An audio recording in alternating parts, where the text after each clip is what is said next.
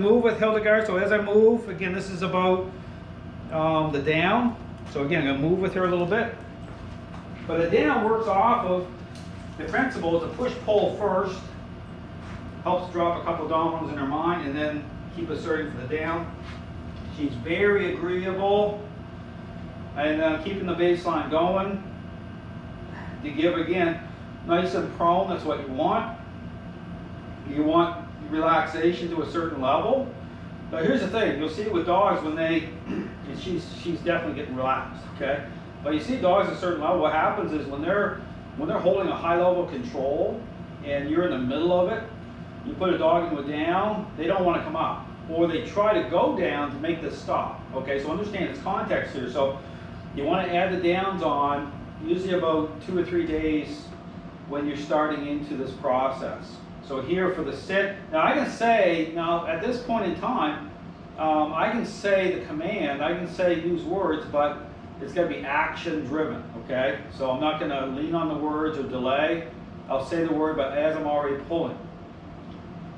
Sit, so you're already pulling, but just enough pressure here, so use pressure. I want her legs to move, right? I just don't want to just keep applying and just pulling her right up.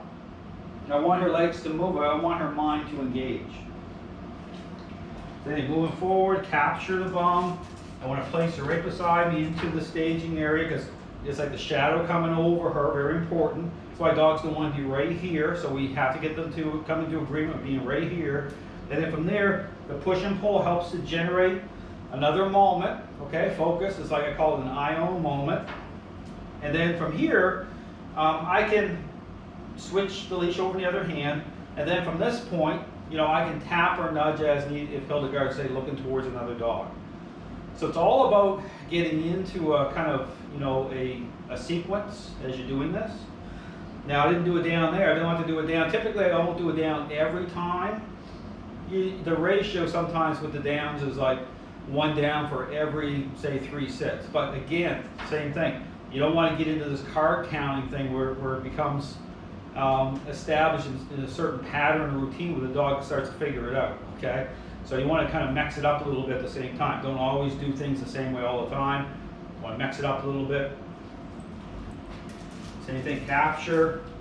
And so again, when I'm pushing the way I'm pushing, and again, it gives me information too with how agreeable she is, okay? Because I'm pushing just at the right level by way of intent, her understanding, and directionally, that the feedback I'm getting through her body structure, her relaxation, okay? All those things play a role with giving me information as to where I'm at in the process. Okay, so understand that this is all information based. This isn't just about force that way. It's about force that lines up through the right kind of conversation where I'm getting feedback, okay? And she understands the intent because of how I'm pushing, the level I'm pushing, okay? All those things play a role. So here I'm going to do another down with her. Push pull first, and then your hand will be in the right spot. Once she's down there, immediately switch over to the baseline to keep her head up, relax. And this is how you'd even put dogs like in a total state of relaxation, basically almost going to sleep. Okay, so here, if you know, once stress starts coming off of Hildegard at a really high level, see right here, I can start to edge down. Eventually her chin can start to lower down onto the floor area, and that's the right way to get a dog to totally relax. Right here, just don't want her to sniff my feet, my shoes, or anything like that. Now from here, I'm going to bring her back up, sit there, keying up, looking right up at me. Just put a little bit of influence on her.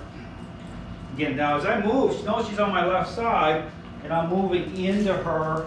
So if your dog's on your left side or right side, that's where typically you want to be moving in. Because again, my body, I'm able to make some contact. That helps to communicate with her, helps to block her at times. But using your whole body really helps to line up the walk. You'll see this during this process where I'm starting to go, say, off leash with Hildegard, okay? And here's the thing too. Again, information has the change happening. And you'll see too, what happens with dogs when you start to do this, their head will turn into their head will turn into your knee area, that area for contact, actually for contact, because it takes stress off. Okay, they actually like it because it's making them feel good. Okay, which seems kind of opposite to say, well, why would a dog want to be hit? So it's not hitting a dog that way. Okay, it's, you know, influence, control, meeting their needs. Okay, being in control means that they don't have to be in control. So it's like, well, this actually feels good because it's not about abusing dogs. This is about just, you know, being, you know, calm, assertive, confident, leadership. And so it's just like when I'm doing this, it's not getting into a war with the dog. It's all about technique. Okay, and notice here, she's very calm. Okay, I just started to let it go. She's in it because she knows I'm in control. Again, the baseline's still here, not super tight. Start to move here again, get captured, get her used to right in. Doing really, really good. Now I'm going to move a little bit more this time, just so you kind of see if I'm moving forward a little faster, see how I'm cutting in on her. Now this is where the circle method, see, I can cut in really, if a dog's trying to get out ahead of me really fast, you know, I can cut in, make a sharp, you know, sharp circle. I call it circle method. But if Hildegard is trying to, which she's not, okay, by the way, she's just, look at her, she's just floating beside me. This is what you want right here. You know, there's moments where, again, I can go a little bit more slack. But the knee coming in on her helps too, to get to a point where you can let go of the leash. You'll see that again on this process. When I start to go off leash with Hildegard, you'll see all this happening. But the great thing is, and this is the thing I'd encourage people to do, go back. When you go back and watch any of my board and trains or any of my videos, you can do a comparison between day one with the one-step method, and you'll see the level of challenge with some dogs. And then you go into, you know, keep going day 2, day 3, day 4, and you'll see the agreeableness, you know, increase. So you'll see the change happening. Everything's the same, right? But you'll see that. That's the information part. You'll see a dog going off leash. You'll see commands start to come online. So here to say, Hildegard's doing great. This is, again, talk to a lot because this is about information, because here's the point. So much of dog training is about just using treats and just getting a dog to do a sit. But the question you have to ask is, well, what is that really about? Like, is it just about that? Just about a sit or a date? No, it's not. Because it's about relationship. Okay, this is about when Hildegard does do a down or does do a sit. Okay, it's as a follower, the perceptions of the dog have changed. But how do you get to that point where the responses themselves are aligning the right way? It comes through a interaction-based approach where, again, the core ingredients, influence and control, are, you know, are central. Okay, they're the main theme. It's having the right conversation.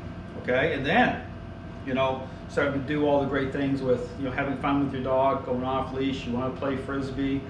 Well, you know, all those things happen. All the fun stuff happens. But here, you know, in being in the middle of a relationship problem, you know, it's about cleaning the relationship up first. It's no different than a parent-child relationship. Once a child's selfish, then it's a different type of interaction happening. You're in the child's airspace differently, a different expectation. You know, all those things are part of it. But once things start to line up, then like more freedom. So people look at this and say, well, it looks tyrannical, all this stuff. Well, think about the parent-child relationship. It's going to look tyrannical too in the middle of a relationship problem.